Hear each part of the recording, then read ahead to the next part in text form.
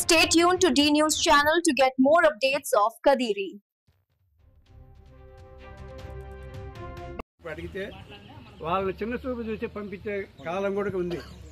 కానీ అటువంటి జరగకుండా మామూలుగా జరిగితేనే ఏదైనా కూడా బాగుంటుంది.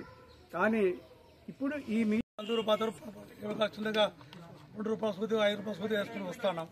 అదే ప్రైవేట్లో పోతే లక్షలు లక్షలు ఖర్చు పెట్టి మనము చూపించలేని పరిస్థితి ఉన్నది. కానీ ఇది ఏమైనా అనుకుంటే ఈ గవర్నమెంట్ వచ్చేపటి చాలా పక్షులు అయిపోయినాయి. రైతులు ఒకరుడా రైతు బాగుపడాలని ఆలోచన కానీ గవర్నమెంట్కి లేదు. ఎందుకంటే మా పక్కంతా మామిడికాయలు మొత్తం వదిలి కూలి లేకుండా వదిలేసాం. ఊరు అడుగోలేదు. టమాటా అట్ట అయిపోయింది. మామూలుగా పచ్చి సరుకులు కూడా అట్ట అయిపోయినాయి. ఏ సరుకులు కూడా రేట్లు లేవు. అటు రియల్ ఎస్టేట్ కూడా మొత్తం పడిపోయింది.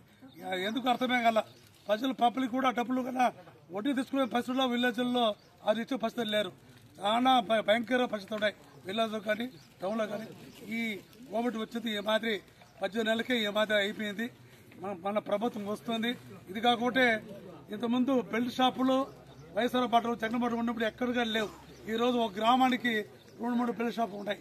ఇది కాకుండా ఇప్పుడు అన్న పెద్దన్న చెప్పేట్టుగానే అన్ని ఒక మొలక చెరువే కాదన్నా రాష్ట్రంలో అన్ని జాగాల్లో ఇట్లా కుటీర పరిశ్రమలు పెట్టి ప్రజలు పానాలు చేయడానికి వాళ్ళు ప్రయత్నిస్తారు. జాగ్రత్తగా మందులు తాగలు కూడా జాగ్రత్తగా తాగండి. ఎందుకంటే ఒక వైన్ షాప్లో కూడా 3 క్వార్టర్కు 1 క్వార్టర్ డూప్లికేట్ ఉందంట.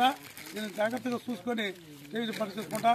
లేకపోతే ఇప్పుడు అన్న పెద్దలు చెప్పినట్టుగానే ఈరోజు జగన్మోహన్ కూడా ఇంతకుముందు కార్యకర్తలు పట్టించుకోలేదు.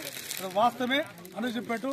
ఇప్పుడు అతనికి కూడా 150 గంటలు కూడా ఇంకా 100 పెంచి కొత్తగా కార్యకర్తలకు మేము ఈరోజు ఈ స్థానం కూడా అంటే మీరే కారణం. కార్యకర్తలే పట్టమమ్మ. మీరు ఉంటే మేము ఉంటాం, మీలాగా మేము ఉండం. కొత్తగా గ్రామాల్లో చెప్పి మీరంతా పెద్దగా మనసుతో క్షమించి ఇంకా పొరపాటు జరగకుండా ప్రతి ఒక్కరూ కూడా ఈ కార్యక్రమం చేసి మన పెద్దలు ముప్పులని కూడా అక్కడ గెలిపిస్తారని మనం చేసుకుంటాం.